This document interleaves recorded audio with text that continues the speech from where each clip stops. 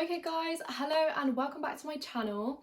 Today we're going to be talking all things Instagram, so whether that be reaching out to brands, brand emails, media kits, and ultimately growing your Instagram page. I'm going to be covering it all today, so if that sounds interesting to you, then make sure you stick around. I've also timestamped this video, so if there are specific bits that you want to jump ahead to, then by all means do so. Either check in the little timeline of the video, or you can go in the description and everything will be laid out nicely for you. I know there will be sections that interest people more than others, so that's the reason I've done that, because I don't want to bore you and I just want to give you all the information you need.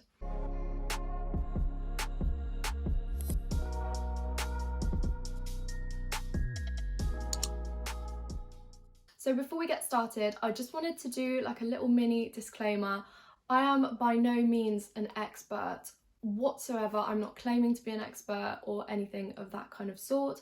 This is just how I've grown my personal Instagram page. It's what works for me. I thought I'd just compile it all into one video for people asking so that they can refer back to it, and this might just be really helpful for you. So without further ado, let's crack on with the video, because this is the second time I've filmed it. Before I jump into the advice and how to reach out to brands, etc, I wanted to talk a little bit about like my own journey, my own experience with Instagram, how I've grown, so on and so forth, just because this gives me that little bit of credibility that I feel like I need to speak on a topic like this. I currently have 4,220 or thereabouts followers. I'll pop up a picture here. The main reason I wanted to grow my Instagram was because I actually realised when I was going through my YouTube analytics that most of the traffic going to my YouTube videos were coming from Instagram. My grammar's gone out the window, great. So of course I figured if I grew my Instagram, more people would come to my YouTube. And to be honest, that logically has worked. I would say I started taking Instagram a little bit more seriously in December, and I started getting my first few collaborations in January. I have grown a lot since then. I had 2,200 followers in December, and as I said, I'm now on roughly about 4.2k. But overall, I would say I have a fair amount of knowledge on how a small account can reach out to brands to collaborate. So there are a number of ways in which I grew, I would say, and a number of like contributing factors, but basically I used engagement groups. Some can be more helpful than others, I will say. I would also highly recommend you finding your niche and sticking to it. So by niche, I mean what you specialise in, what you're passionate about, and what the main kind of point of your Instagram will be. So mine personally is fashion related. I'd say my YouTube is slowly becoming a little bit more fashion based as well. Now, of course, bear in mind that you are not going to be able to grow your Instagram unless you're actively engaging and following other people as well. I know this can be a little bit annoying because yes, it's time consuming, but if people are going to make the efforts to interact on your content, like pictures, videos, then you need to kind of return the favour. Otherwise they're going to be like, oh, you know, I'm just not going to bother next time, if that makes sense. Hashtags are also a massive factor and super beneficial in my eyes when it comes to Instagram growth too. Your hashtags need to be relevant to yourself as a person and the kind of content you're posting. It really is very individual and based on what you post, if I'm honest. So I can't really give you too many tips on that. But there's got to be a fair mix of commonly used hashtags and not so commonly used hashtags. This is because if you used loads of really commonly used hashtags, yeah, I guess more people might see your posts. But if you use the smaller ones as well, then you'll be able to reach the top of those hashtags a lot easier, and ultimately that leads to more exposure. Okay, so moving on to the next section, before you collaborate with brands or before you even reach out to brands, there are a number of things that I would recommend you do. Now, these aren't essential, there's no rule book or anything like that, but I personally think that the following things will dramatically increase your chance of a brand saying yes to collaborating with you. So first and foremost, make sure you're happy with your feed, make sure you're happy with your content, and just make sure that your Instagram as a whole, so your name, your bio, your account as a whole basically is nice, tidy and presentable. Ultimately, you want a brand to look at your Instagram page and think, yes, I want to collaborate with that person. Now, of course, this is very niche dependent as well. So if you're wanting to reach out to predominantly fashion brands, then you need to ensure that you have a lot of full body pictures, that you have lots of zoomed in fashion content, outfit pictures, so on and so forth, because the brands are going to look at that and they're going to say, yep, they're really representing like fashion, they're showing the clothes, and their pieces are going to be well given across on your profile, if that makes sense. Conversely, if you want to reach out to beauty brands a little bit more, then I would highly recommend like makeup pictures, skincare videos, and really taking a full advantage of your reels.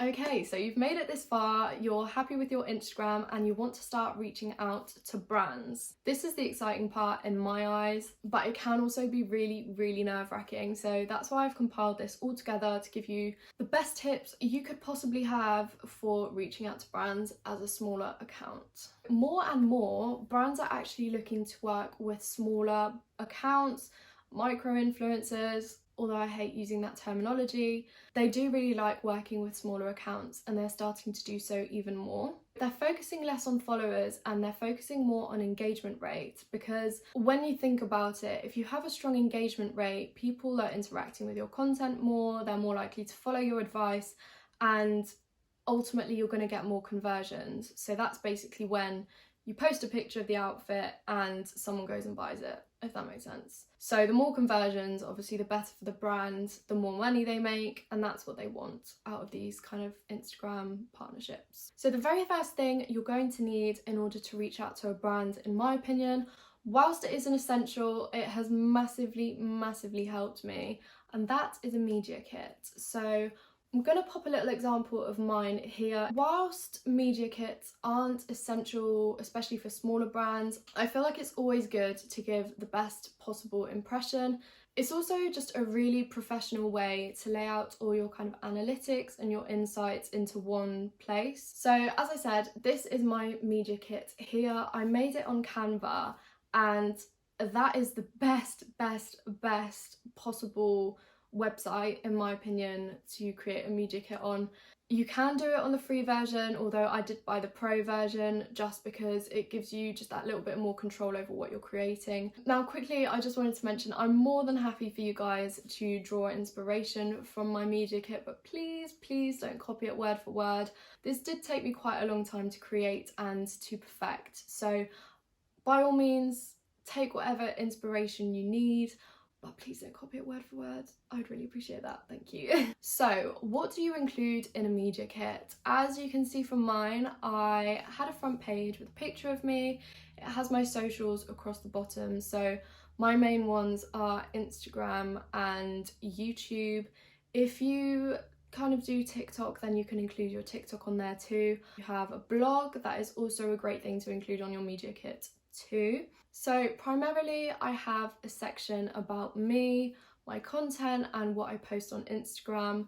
Brands like this because it's basically like a mini personal statement. Then of course you do need to talk about your insights, so your ratio of male to female. The more females you have, of course, if you are a woman like me, a woman. Did I just refer to myself as a woman? They also will want to know your engagement rate, which you can literally just find by typing into Google Instagram engagement rate calculator.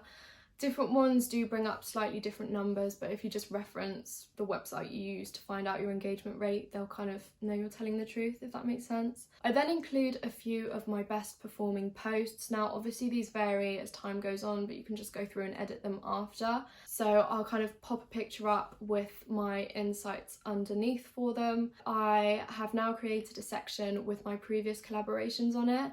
This kind of shows the brand that you do have a little bit of experience, and it's also good because they get to see the insights you get on your sponsored posts too. But if you don't have any previous collaborations, of course, that's absolutely fine. When I started reaching out to brands as well, I didn't have any either. So just leave that section blank for now, because you will soon be filling this with all the collaborations you're going to be getting. And finally, I like to include all my contact details. Obviously, I'll be emailing this to them, but in addition to that, I give my phone number and I also give my address in case they want to send me anything. So along with my media kit, I will also need to find the email for the brand I want to reach out to.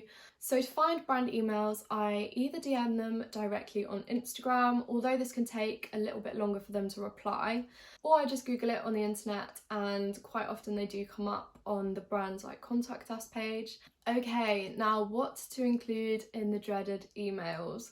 So firstly, you'll want your media kit as we spoke about, and you'll also want the correct and current email that the brand is using for like bloggers and influencer collaborations. A lot of people have quite a set template that they use. I wouldn't say I have a template, I just have a structure of things that I always include. So I'll briefly reintroduce myself. Whilst all your stats and analytics and everything like that are already in your media kit, it is just good to have your follower count and your engagement rate, so that as soon as the brand opens your email, they can see a few of your most important insights.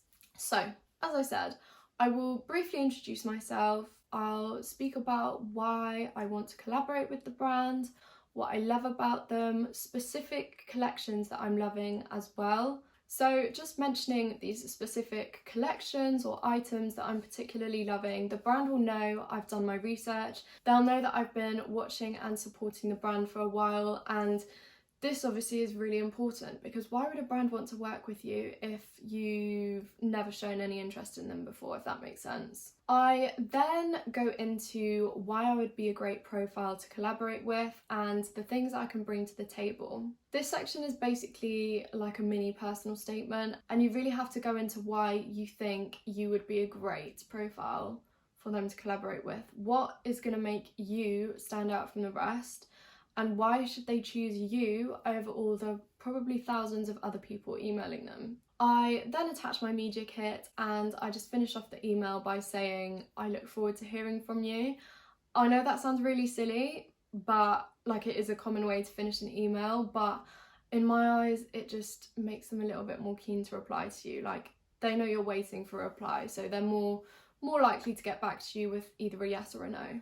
There are a number of outcomes. Either the brand will say yes, like, yes, let's collaborate with you, let's get going. Either they'll kindly reject you, or they might just not reply. Now, I know it is really frustrating to not get a reply when you've spent so much time emailing someone, but you've got to understand that these brands, as I said, have so many applicants. They are big brands, they have a lot of followers, they have a lot to do, so sometimes they're just not going to have the time to get back to each and every person. Don't take it to heart, because it's honestly happened to me so many times. It's happened to my friends so many times, and it's just the reality of the situation. Like, you are going to face rejections, unfortunately.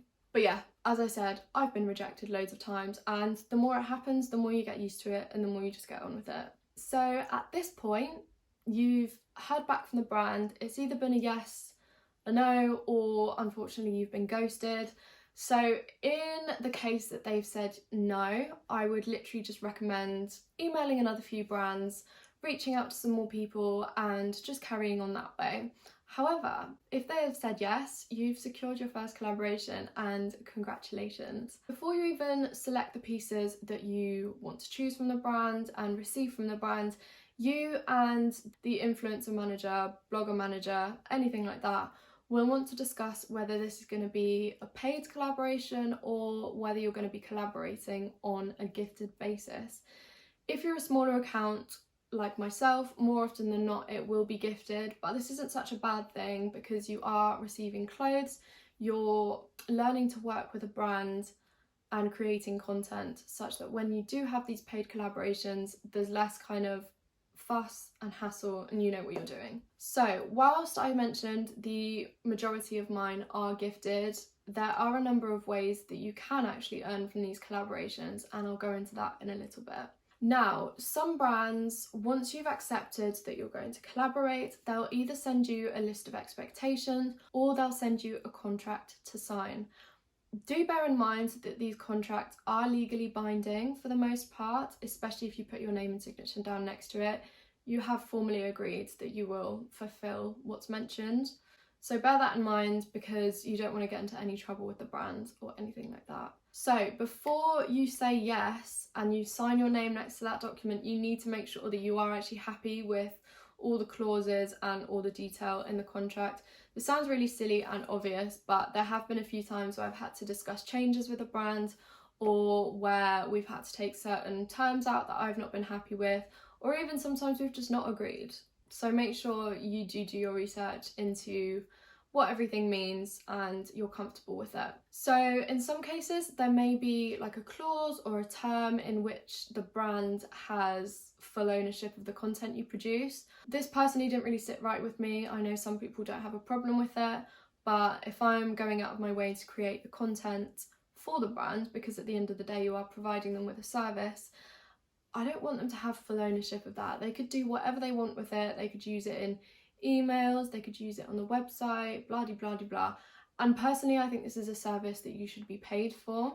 So basically what I did was I either asked them to remove that term, or I said you can pay me for every time you want to use this on anything other than Instagram. Off the top of my head, there are another two kind of terms and conditions that I advise you to look further into. One that is worthy of note is that the post has to be up permanently. This is a difficult one because it literally means you can't delete the post. If this has been agreed in writing as well and you've signed for it, I don't really know the extent they'll go to pursue it, but it basically just means you can't delete the post. I don't really like that personally, just because, you know, it literally is permanently there. If you want to change your feed, if you want to delete the post, if you're no longer happy with it, if you change your style, so many things go into it, you just can't delete it. That's definitely one to take note of. I really don't know if they'd pursue it if you did delete it, but it's in the terms and conditions for a reason. Now, the other one is the time frame of the collaboration. Usually it's about 10 to 14 days, I find, which for me is more than enough time to go out, get content, get it edited, get it up, and, you know, finish the collaboration basically. Of course, this becomes a little bit more difficult if they send you a load of items. Personally, the most I've been sent is 3 or 4. So getting 3 or 4 pictures up in 2 weeks wasn't really a problem. It just meant I had to take an afternoon of content, which is fine. Definitely watch out for this though, because some brands do stipulate that if you don't get all the content up within that 2-week time frame, you're either liable for the cost of the items, so they can literally bill you for them, or you have to send the items back. So obviously they're not great outcomes, but it is quite easy, in my opinion, to stick to these time frames. The shortest one I've had, I think, is 7 days. Still not that bad. You have a whole week to take these pictures and get them up on your Instagram account. But yeah, that's definitely something to be made aware of, because, for example, if you're on holiday, which I know aren't happening at the moment, but that's not the point. If you're on holiday and you agree to a collaboration and you have 7 days to do it, and you come back and you're on that 7th day, it does make it really, really difficult for yourself. So at this point, I assume you're really, really happy, you've secured a collaboration, you're happy with the terms and conditions and everything like that. The brand will usually let you pick a few items from the website. It may be 1, it may be 3, it may be more. It just depends on what you've agreed and what they're happy to offer you. Some brands do have a specific like bloggers section of items to choose from, so it isn't always the full website. And I will say sometimes they don't offer you the best clothes, they don't offer you a great choice. I mean, once I was offered 3 items and I was really struggling to even pick one, so I just ended up turning down the collaboration, even though I was the one that had reached out to them, because there was just no selection to choose from, and I didn't feel that I would be able to style the clothes on offer in 1, an authentic way to my Instagram, and 2, I just didn't think I would actually get content that I liked. So finally you receive the items, congrats, that's great. All you've got left to do is take the content and upload it onto your Instagram. I tend to take a lot of my content outside. It just kind of goes with my theme better. Sometimes the brands do give you a brief of the kind of things they want, whether that be an industrial location, a car park, or something like that. Definitely it is worth noting that sometimes it takes a few attempts to get the picture you like, whether that be in different locations, styled differently, or something like that. Now, let's have a little bit of money talk, because as a student, I found the financial side of it quite helpful, and I don't think anyone's going to turn it down, are they? Like, no. So I did mention there are a number of ways that you can make money off these Instagram collaborations, and I'm going to go into a bit of detail of that now. So of course, the more followers you have, the more the brands will kind of expect to pay. Of course, it's completely up to you what kind of rates you charge. Often the brands will give you kind of a little bit of a ballpark. You can play that up or you can play it down. It just depends how much you want to earn and how much you think your content is worth. Alternatively, you might have discussed like the clauses and the terms of the collaboration and ended up getting paid this way. So for example, if the brand said they wanted ownership of your content and you said, no, only if you pay me, then of course that's another way to get paid as well. The third way is via commission links and discount codes. Now, sometimes, but not every time, brands will offer you a discount code for your followers.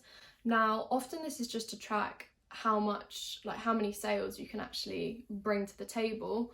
But in some cases, you actually get commission off this. At first I thought, oh, this commission isn't going to be very much. So for example, when I collaborated with Sorel, they offered me 7% of sales, which is quite a generous commission in my opinion. And given that my discount code has generated about 1,600 in sales, it does actually add up. So I just wanted to say thank you really quickly to everybody that has used the discount code. I really am grateful and it has helped me out quite a lot. So thank you so much for that. Now I just want to talk a tiny bit about the Brandbassador app. I've only recently found this. I'm quite late to it, to be honest. I wish I'd found it when I was just first reaching out to brands in the first place. So Brandbassador is basically an app where you can link all your social platforms, your social media accounts and everything like that. I think I've got my YouTube, Instagram, TikTok, maybe Twitter as well linked, even though I never use Twitter, but you got points for it. So, and then once you're kind of registered on this platform, you can quickly and easily apply to partner with brands. It's arguably a lot quicker and a lot easier than emailing brands yourself. It's also a lot less stressful because you don't have to deal with the backwards and forwards or anything like that. So I'm currently partnered with Desenio and Ideal of Sweden on there, but there are a whole host of other brands that you can connect with as well. Once you've been approved to work on this app, you can apply to the brands directly. They have specific missions as well, and some of them are like freebies, which is basically a standard gifted collaboration like what I just explained. Except you just don't have to contact the brand directly. You just apply for the specific missions and they'll either approve you or reject you. But basically in that freebie sense, you would literally just be expected to post a picture of the item on your timeline on your feed and basically just follow the instructions. Everything is detailed quite clearly before you kind of apply to it, so you know what you're getting yourself into, which is really good as well. There are a few different ways that you can be earning or benefiting from these collaborations, either by getting freebies like gifted collaborations, gift cards, or commission on sales as well, so that can go directly to your bank account. If you're too nervous to reach out to brands directly, then I strongly suggest you sign up for this app. I have found it so simple and I wish I'd known about it sooner, if I'm honest. This literally isn't sponsored or anything, by the way. I just recently found it and I thought it'd be really handy for people and small accounts just getting into brand collaborations and micro-influencing. Okay, so now I just have a few questions. Some of them are relative to me and some of them are going into a bit more detail about these types of collaborations as well. So I thought I would just go through them now. Again, everything's going to be time-stamped, so you can skip forward to a specific question if you wish as well. So the first question is, what has been my favourite collaboration? I've got 3 off the top of my head that I've really enjoyed doing. Lily Lulu Fashion always used to be my favourite, just because the item of clothing, I'll pop it there, that I received was so gorgeous and such nice quality. But I've also been really lucky to work with Sorel and Hidden Fashion as well, so either one of those 3 would be my favourite personally. How many collaborations have I had? About 11 or 12. Some of them are still in progress, like I'm still receiving the products and stuff like that. So check out my Instagram if you want to see them. The next question was, what are your top tips for a nice feed? You're asking the wrong person, honey. I really wouldn't say I have the nicest feed whatsoever. I kind of just post pictures that I like. However, I do use the same kind of filter preset across all of my pictures. It's from the Bonnie C pack on the Colourtone app. I think it's called like Uluwatu or something like that, and I just turn it down to about 50%. Some people like to use filler pictures. So filler pictures are basically pictures that just don't have you in, of like scenery or jewellery or anything like that.